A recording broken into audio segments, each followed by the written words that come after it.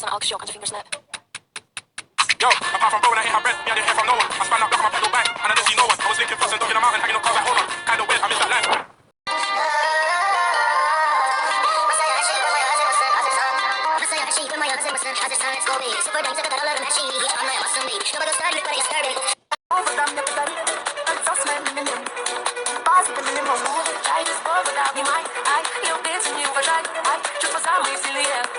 Satmasın anlamıyorum ne uğruna.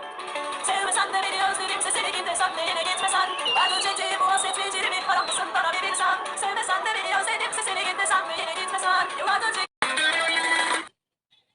Bütün dünya izler yaptığına zahmetler durur. Ağır yaşadılar her şeyi var. Yandılar kalbimi mesela. Ne zaman bir şeyi çok istesem en beklenmedik şekilde o şey olması engelleniyor. Sanki bir şey istemek tüm evrende ters tepiyor ya da ben lanetliyim bilmiyorum. Sonra sana ait bir şey aldım. Bir küçük 45'lik plak. Biliyor musun? Senin küçük plakla bende. Elimdesin abi.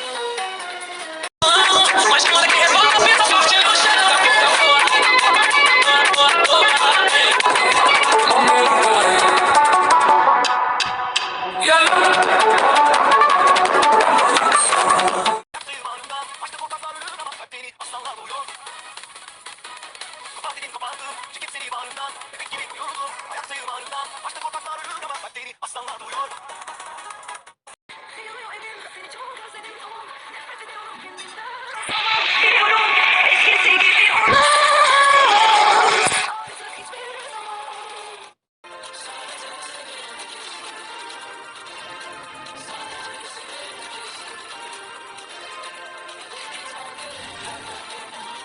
Etmeyen insanlara göstermişim. Büyüyorum yalan hikayelerine yol verdim. Hiçbir şey yokken bile milyon unutmuşum. Farkına geç vardım. Sıkıntısız yaşamakten tek derdim. Kan deli durmuyorken, kral maral bilmiyorken nasıl oldu bu şekil bir sinemaya denk geldim. Olanlar olacakların teminatı bundan artık emin oldum. Tek giderim dostum çünkü saygımı hak etmeyen Tanesi Türkiye'nin en güçlü, en cesaretli ve en kudretli ailelerinden bir tanesi.